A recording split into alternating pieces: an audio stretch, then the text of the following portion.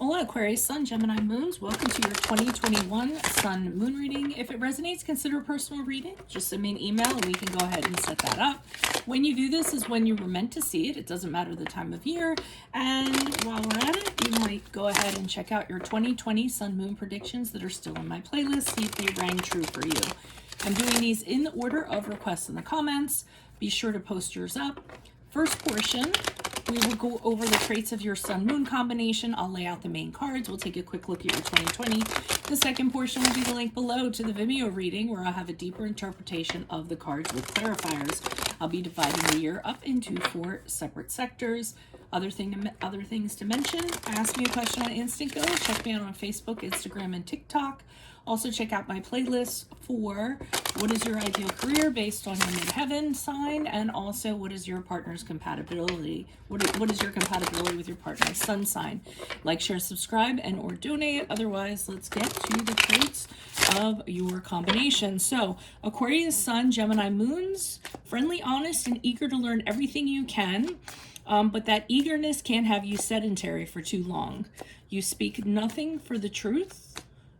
Does that make sense? Wait, but that eagerness, yeah, can't have you sedentary for too long. You speak nothing but the truth. Not always. You speak. Why am I having trouble? You speak nothing but the truth, but you don't always put thought into it before you release it.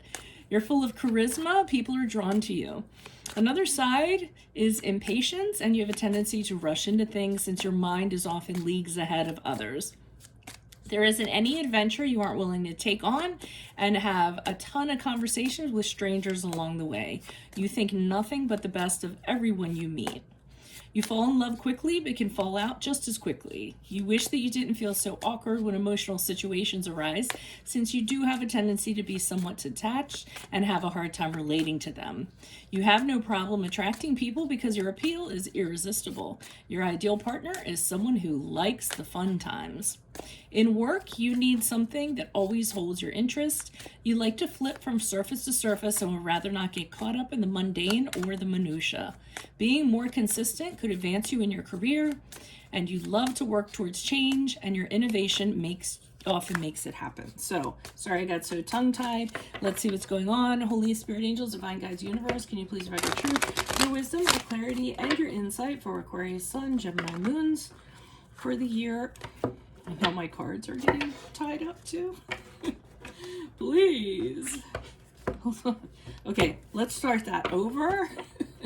Your truth, your wisdom, your clarity, your insight for Aquarius, Sun, Gemini, Moons for the year 2021. What do you see? What do they need to know to reach your higher ground, become closer to the universe and closer to divine through your messages for their greater good? Aquarius, Sun, Gemini, Moons.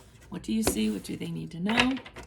What do you see January, February, and March for Aquarius, Sun, Gemini, Moons, please? We have the Five of Swords in reversed. April, May, June, we have the Knight of Cups in reverse. What do you see for July, August, September? Boy, they're just popping out. The Four of Wands in the upright. And what do you see for October, November, December? We see the Five of Pentacles in the reverse. Okay.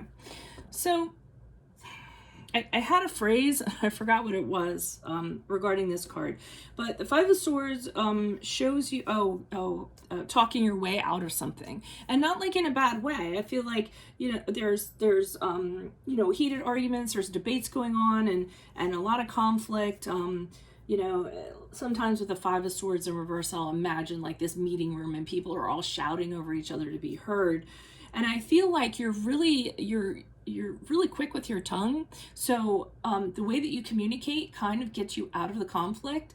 Actually, and I don't feel like it makes it harmonious. I feel like just whatever you say kind of takes you out of it, makes you like, you know, nonpartisan or neutral or what have you. You tend to say the right things when you need to say them, or in situations. And I feel like you kind of get out of whatever this conflict was, or what everybody was kind of fighting about or competing over.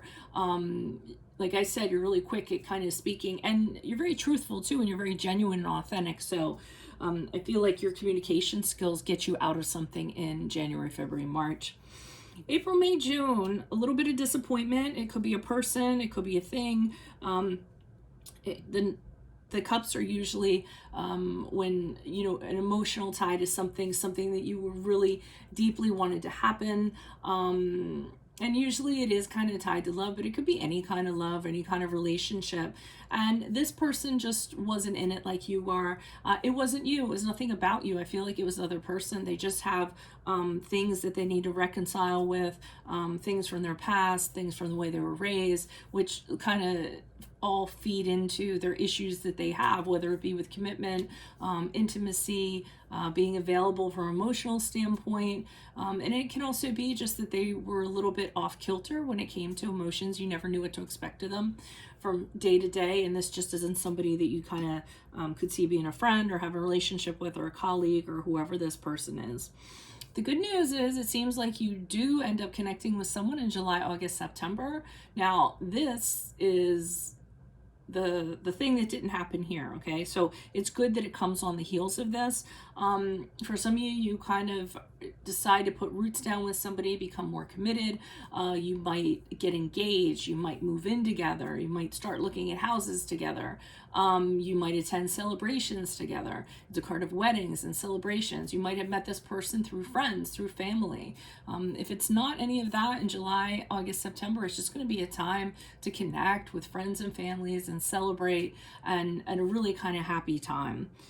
Now, Five of Pentacles is for October, November, December, and I feel like because of whatever this is, it allows you to come out of the struggle that you had here. Five of Pentacles is coming out of the cold, starting to feel better, starting to feel more confident about things,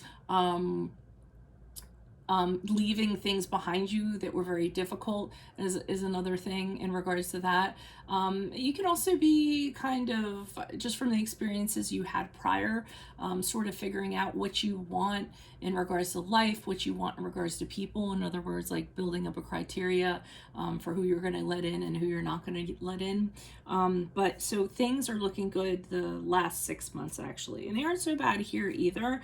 I think with you guys, you just kind of keep it moving. You don't kind of get stuck or, you know, get in the catacombs of things where you can't get out. So that is a really good thing about you guys. So make sure you click on the Vimeo link below, and I'll be pulling clarifiers on this. We'll go a little more into depth. Otherwise, consider a personal reading if it resonated. Ask me a question on Instant Go. Check me out on Facebook, Instagram, and TikTok. Check out my playlists for what is your ideal career based on your midheaven, and what is your compatibility with your partner's sun sign. Like, share, subscribe, and or donate. Otherwise, I'll see you in the Vimeo. Adios from Veronica Garnett. Bye.